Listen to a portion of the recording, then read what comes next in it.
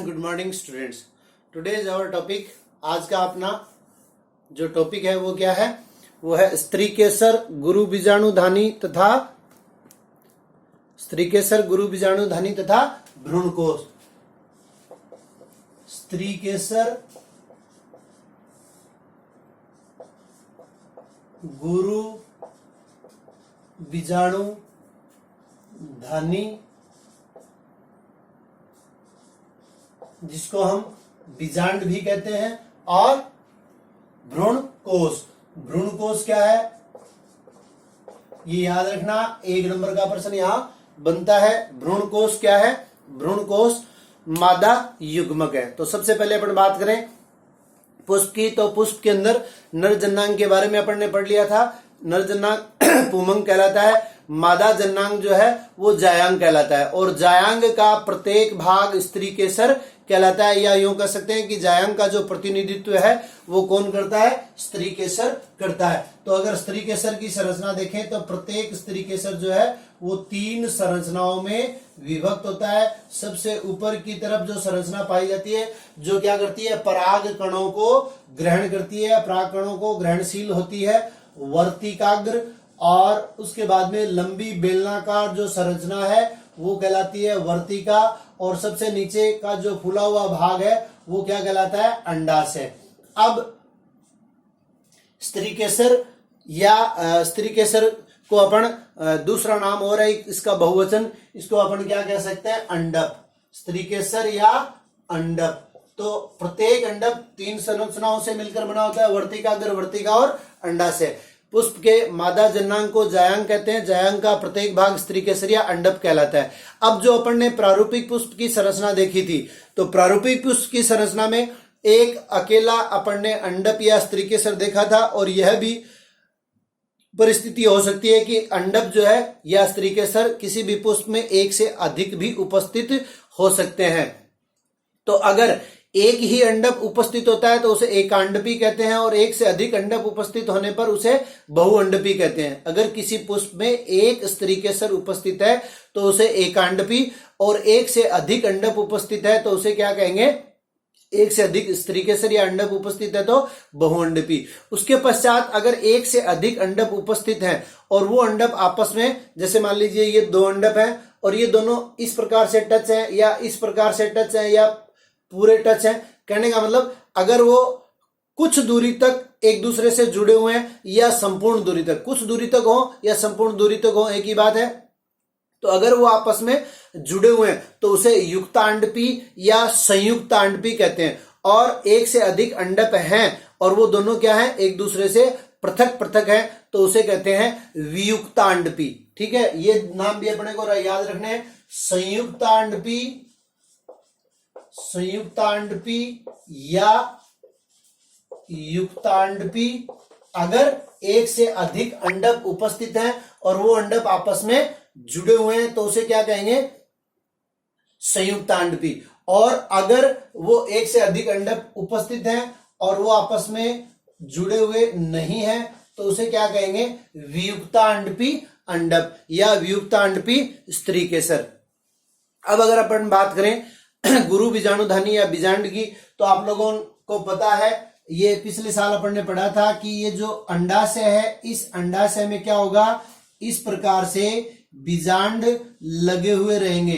तो अंडाशय में बीजांडों के लगने की जो व्यवस्था है, ये जूनियर में अपन ने पढ़ी थी। अंडाशय में बीजांडों के लगने की जो व्यवस्था है उसको क्या कहते हैं? बीजांड न्यास, प्लेसेंटेशन। ये अपन ने जूनियर में पढ़ा था। इसके अलग अलग प्रकार थे, मार्जिनल है, पेरिफेरल है, परिभित्तीय है, भित्तीय है। ठीक है, तो ये अपन ने पढ़ा था जूनियर में। तो यहां अपने को इतना ही ध्यान में रखना है कि बीजांड न्यास किसे कहते हैं? अंडाशय में बीजांडों के लगने के क्रम को क्या कहते हैं? बीजांड न्यास। अब अगर इस बीजांड न्यास के पश्चात अपन स्ट्रक्चर देखें, संरचना देखें किसकी? गुरु बीजाणु धानी की। तो गुरु बीजाणु धानी की संरचना आ जाए या अपने आ जाए कि बीजांड की संरचना दीजिए, तो एक ही बात है। ठीक है, तो बीजांड की संरचना मैं बना रहा हूं। बीजांड की संरचना में ये जो पार्ट है, ये पार्ट क्या है, मादा युग्मक। याद रखना आपको, इसकी अपन बाद में अलग से डायग्राम बना के चर्चा करेंगे। तो ये पार्ट क्या है, भ्रूणकोश है। और प्रत्येक भ्रूणकोश जो है साधारणतः आवृतबीजी पादपों में ये दो परतों से घिरी हुई संरचना होती है। देखिए, इसको कहते हैं अध्यावरण। ठीक है, ये क्या है, अध्यावरण है। तो इसको क्रमशः अपन क्या कह देंगे, अध्यावरण प्रथम, और ये क्या हो जाएगी, अध्यावरण द्वितीय, अध्यावरण फर्स्ट और अध्यावरण सेकंड। अब देखिए बीजांड क्या हो सकता है, अगर अध्यावरण अनुपस्थित है, तो आप लोगों को बताया कि बायोलॉजी में किसी भी शब्द के पहले ए लग जाए तो इसका मतलब वो चीज क्या हो जाएगी, उसमें अनुपस्थित। यानी अध्यावरण अनुपस्थित है तो क्या कर देंगे, अध्यावरणीय। और अगर एक अध्यावरण उपस्थित है तो एक अध्यावरणीय, यानी मोनोटैग्मिक, बाइटैग्मिक और ट्राइटैग्मिक। ये भी संभव है कि किसी बीजांड में एक अध्यावरण उपस्थित है, किसी में दो अध्यावरण उपस्थित है और किसी में तीन अध्यावरण उपस्थित है। तो इन्हें क्रमशः, अगर अध्यावरण अनुपस्थित है तो अध्यावरणी, एक अध्यावरण उपस्थित है तो एकल अध्यावरणी, दो अध्यावरण है तो द्विअध्यावरणी, तीन अध्यावरण है तो त्रिअध्यावरणी। सामान्य कंडीशन जो होती है वो क्या होती है, जो बोर्ड पे बनाई है, दो अध्यावरण। अब बीजांड जिस संरचना के द्वारा अंडाशय में लगा हुआ रहता है, ये कहाँ है, ये सारी स्ट्रक्चर इस प्रकार से अंडाशय में, इसको मैंने इनलार्ज करके बनाया है। तो ये जो संरचना है ये किस में है, बीजांड में है। तो इसको हम क्या कह देंगे, बीजांड वृंत। पुष्प में होती तो हम कहते थे पुष्प वृंत, अगर पत्ती में है तो क्या है, पर्ण वृंत। ठीक है, तो बीजांड के अंदर बीजांड वृंत। और बीजांड वृंत और अध्यावरण जिस स्थान पर एक दूसरे से फ्यूज होती है, टच होती है, ये वाला भाग क्या कहलाता है, इस संरचना को अपन कहते हैं हाइलम। ठीक है, ये संरचना हाइलम। और जहां पर दोनों अध्यावरण एक दूसरे से पृथक है, ये क्या कहलाएगा, इसको अपन कहते हैं बीजांड द्वार। तो जिस स्थान पर अध्यावरण एक दूसरे से विपरीत भाग में है या एक दूसरे को टच किए हुए नहीं है, तो वो क्या कहलाएगा, अध्यावरण।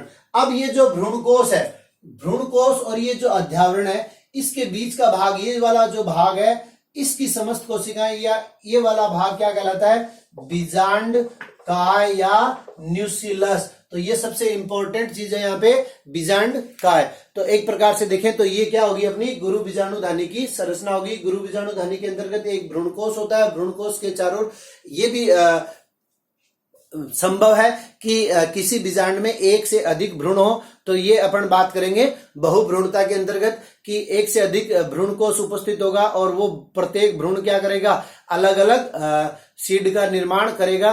तो वहां बहुभ्रूणता। यहाँ सामान्य अपन प्रारूपिक गुरु बीजाणुधानी की बात करें तो गुरु बीजाणुधानी के अंतर्गत एक भ्रूणकोश को घेरे हुए जो कोशिकाओं का, बीजाणु जनुत्तक कोशिकाओं का आवरण पाया जाता है, उसे बीजांड काय कहते हैं। बीजांड काय के दोनों तरफ दो, सामान्य अवस्था में दो अध्यावरण उपस्थित रहती है, जिन्हें क्रमशः अध्यावरण प्रथम और अध्यावरण द्वितीय कहते हैं। और दोनों अध्यावरण जहां पर एक दूसरे से पृथक होती है, वो स्थान क्या कहलाता है, बीजांड द्वार। और जिस संरचना के द्वारा बीजांड जो है वो अंडाशय में लगा हुआ रहता है, बीजांड वृंत कहलाती है। और बीजांड वृंत और अध्यावरण जहां पर एक दूसरे से फ्यूज होते हैं, एक दूसरे से मिलते हैं, वह स्थान कहलाता है बीजांड द्वार। और बीजांड द्वार के ये वाला भाग, बीजांड द्वार के बिल्कुल विपरीत वाला भाग जो है उसको कहते हैं छलाजा।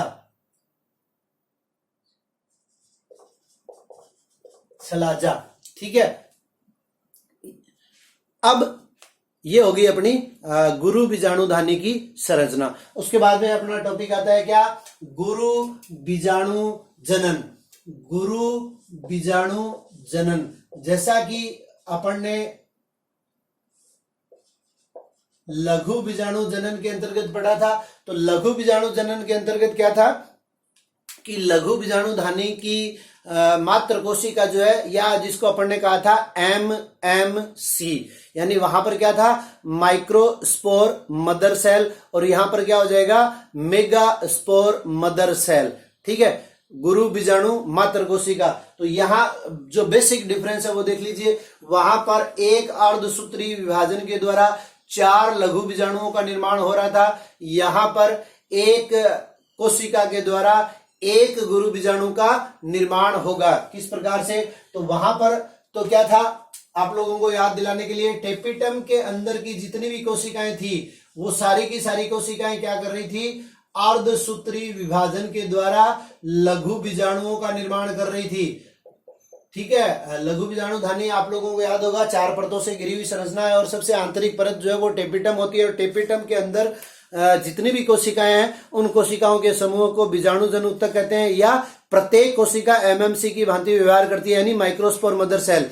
यहां पर क्या होगा, बीजांड काय की जितनी भी कोशिका है उनमें से कोई एक कोशिका, ये मान लीजिए इस प्रकार से कोशिकाएं, इनमें से कोई एक कोशिका क्या करेगी, आकार में कुछ बड़ी हो जाएगी और बड़ी होकर वो क्या कहलाएगी, एमएमसी, यानी गुरु बीजाणु मात्र कोशिका। और यह गुरु बीजाणु मात्र कोशिका क्या करेगी, अर्धसूत्री विभाजन होगा तो अर्धसूत्री विभाजन के द्वारा 4 गुरु बीजाणुओं का निर्माण करती है। इस प्रकार से ये 4 गुरु बीजाणुओं का निर्माण करती है, लेकिन इनमें से 3 गुरु बीजाणु जो हैं वो डीजेनरेट हो जाते हैं या नष्ट हो जाते हैं। केवल एक गुरु बीजाणु ही क्या करता है, कार्यशील रहता है, 3 नष्ट हो जाते हैं। इसलिए क्या होगा, गुरु बीजाणु जनन के अंतर्गत केवल एक बीजाणु क्रियाशील रहता है, शेष 3 नष्ट हो जाते हैं। और दूसरा डिफरेंस, यहां प्रत्येक कोशिका क्या कर रही थी, अर्धसूत्री विभाजन के द्वारा लघु बीजाणुओं का निर्माण कर रही थी। यहां पर केवल एक कोशिका क्या करेगी, गुरु बीजाणु का निर्माण करेगी। इसलिए केवल एक कोशिका निर्माण करेगी और एक ही केंद्र क्या रहेगा, इसमें फंक्शनल रहेगा। तो इसको क्या कहते हैं, गुरु बीजाणु जनन, यानी गुरु बीजाणु मात्र कोशिका के द्वारा गुरु बीजाणु का निर्माण करना क्या कहलाता है, गुरु बीजाणु जनन कहलाता है। अब देखिए आगे क्या होता है, इनमें से जो 3 कोशिकाएं बनी है, 4 कोशिका बनी है, इनमें से 3 क्या हो जाएगी, डीजेनरेट हो जाएगी। और 3 के डीजेनरेट हो जाने के पश्चात ये क्या है, भ्रूणकोश। जैसे अपन ने बात की थी कि एक केंद्रकीय परागकण जो बनता है वो द्विकेंद्रकीय अवस्था में झड़ता है, 2 केंद्रक बन जाते हैं समसूत्री विभाजन के द्वारा। तो यहां पर 3 समसूत्री विभाजन होते हैं। तो सबसे पहले ये एक केंद्रक समसूत्री विभाजन द्वारा विभाजित होकर 2 केंद्रकों का निर्माण करता है और ये दोनों केंद्रक जो है वो क्या होते हैं, विपरीत ध्रुवों पर चले जाते हैं। विपरीत ध्रुवों पर जाने के पश्चात इनमें 2 समसूत्री विभाजन और होते हैं, एक समसूत्री विभाजन से एक केंद्रक से 2 केंद्रक और दूसरे समसूत्री विभाजन से 4 केंद्रकों का निर्माण होता है। अब इन 4 केंद्रकों में से एक एक केंद्रक जो है वो क्या हो जाता है, मध्य में आ जाता है और 3-3 केंद्रक जो है वो विपरीत ध्रुवों के ऊपर व्यवस्थित रहते हैं। तो ये जो संरचना बनी है कैसी संरचना, 8 केंद्रकीय, यहां पर कैसी संरचना है, 8 केंद्रकीय और 7 कोशिकीय संरचना है। इस 8 केंद्रकीय और 7 कोशिकीय संरचनाओं को हम क्या कहते हैं, भ्रूणकोश कहते हैं। तो ये क्या बन गया अपना भ्रूणकोश।